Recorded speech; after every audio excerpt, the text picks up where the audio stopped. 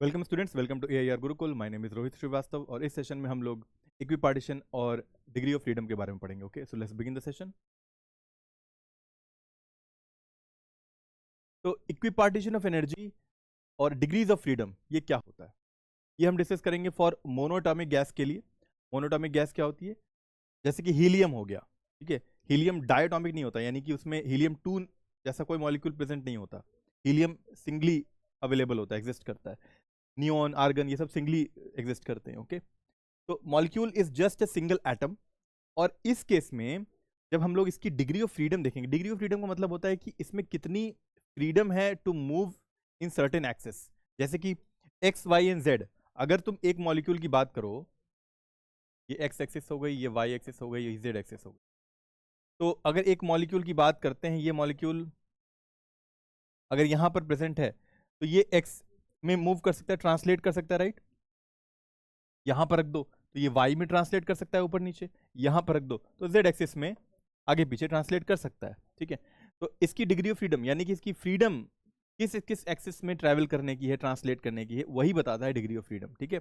और भी degree of freedom होती है, जैसे कि रोटेशनल, ठीक है, वो हम चर्चा करेंगे लेटर ऑन। लेकिन अभी फिलहाल सिंगल एटम के लिए या फिर जो मोनो एटॉमिक गैस होती है उसके लिए अगर देखें तो उसके पास सिर्फ 3 एक्सिस में घूम जाने की जो है फ्रीडम है।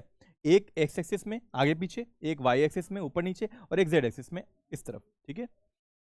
तो कितनी डिग्री ऑफ फ्रीडम हो गई इसकी? 3 हो गई। सिर्फ ट्रांसलेशन होती है, ट्रांसलेट ही कर रहा है ना आगे पीछे, वाई में, जेड में, 3 एक्सिस में, इसलिए इसकी डिग्री ऑफ फ्रीडम कही जाती है 3। और डिग्री ऑफ फ्रीडम को एफ से शो किया जाता है, ठीक है। तो याद रखना, हमेशा याद रखना कि मोनोटॉमिक गैस के लिए डिग्री ऑफ फ्रीडम 3 होती है। और डिग्री ऑफ फ्रीडम को अगर तुम्हें डिफाइन करना हो तो ऐसे डिफाइन कर सकते हो: number of independent ways of a molecule that it can store energy, ठीक है। क्योंकि अगर इस डायरेक्शन में एक्स में मूव कर रही है किसी वेलोसिटी से, तो इसमें एनर्जी होगी कुछ हाफ एम वी स्क्वायर, इसको वी एक्स स्क्वायर कह सकते हैं। अगर इस डायरेक्शन में वी वाई वेलोसिटी है तो इसमें एनर्जी होगी half m v y square, और इस डायरेक्शन में एनर्जी कितनी होगी? Half m v z square. तो ये तीनों एक्सिस में ट्रांसलेट करने की वजह से इस मॉलिक्यूल में 3 एक्सिस में एनर्जी स्टोर करने की क्षमता है। यही डिग्री ऑफ फ्रीडम की मेन जो डेफिनेशन होती है कि number of independent ways of a molecule to store energy. तो अब यहाँ पर इक्विपार्टीशन ऑफ एनर्जी का जो कॉन्सेप्ट आ रहा है इसको भी डिस्कस करेंगे, लेकिन ये तभी तुम समझ सकते हो जब तुम DOF को अच्छे समझ लो, ठीक है। अब आगे बढ़ते हैं। Equipartition of energy of theorem क्या होता है? तो each degree of freedom contributes equal energy, ये हम चर्चा कर चुके हैं। क्योंकि अगर ट्रांसलेशन सिर्फ एक एक्सिस में हो रहा है तो उसके वजह से कुछ एनर्जी होगी, ठीक है। तो डिग्री ऑफ फ्रीडम से सीधा रिश्ता है एनर्जी का। तो अगर डिग्री ऑफ फ्रीडम ज्यादा होगी, एनर्जी भी ज्यादा होगी, ठीक है। स्टोर करने की क्षमता ज्यादा होगी उस मॉलिक्यूल में। डिग्री ऑफ फ्रीडम कम होगी तो स्टोर करने की क्षमता एनर्जी की कम होगी, ठीक है। तो एनर्जी का जो फॉर्मूला आता है वो डिग्री ऑफ फ्रीडम के टर्म्स में F/2 kT आता है। अब देखो इसको कैसे हम डिराइव कर सकते हैं। देखो, एनर्जी का फॉर्मूला या काइनेटिक एनर्जी का फॉर्मूला हमने RMS के केस में डिराइव किया था। वो कितना आ रहा था? 3/2 RT आ रहा था, ओके, फॉर 1 मोल। अगर n मोल्स लेते हो तो 3/2 nRT आ जाता है, ठीक है। तो kinetic energy is directly proportional to temperature, ठीक है। और अगर हम लोग एक मॉलिक्यूल की बात करते हैं, एक सिंगल मॉलिक्यूल की, तो 3/2 kT लिखेंगे।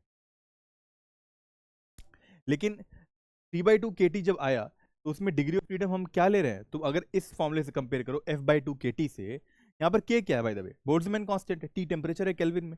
तो अगर इस फॉर्मूले से कंपेयर करो तो F क्या हो गया? 3 हो गया ना, यानी डिग्री ऑफ फ्रीडम 3 हो गई। यानी कौन से मॉलिक्यूल की बात हो रही है यहाँ पर? मोनोटॉमिक गैस की बात हो रही है ना, सिंगल एटम की बात हो रही है, जैसे कि हीलियम, आर्गन, नियोन की बात हो रही है। तो इससे ये मालूम चल रहा है कि यहाँ पर कोई भी एटम जो है वो कैसा है? वो हीलियम, आर्गन, नियोन जैसा ही है, सिंगली अवेलेबल, सिंगली एग्जिस्ट करने वाला, ठीक है। डायटोमिक नहीं है, ये इससे मालूम चल रहा है। तो ये तो फॉर्मूला आता है, एक जनरल फॉर्मूला आता है हमारा काइनेटिक एनर्जी का RMS के लिए। लेकिन अगर डिग्री ऑफ फ्रीडम बढ़ा दी जाए, यानी कि डायटोमिक हो जाए, ट्राइटोमिक गैस हो जाए, उस केस में डिग्री ऑफ फ्रीडम चेंज हो जाएगी। डिग्री ऑफ फ्रीडम चेंज होगी तो काइनेटिक एनर्जी भी चेंज होगी, एनर्जी ओवरऑल, ठीक है।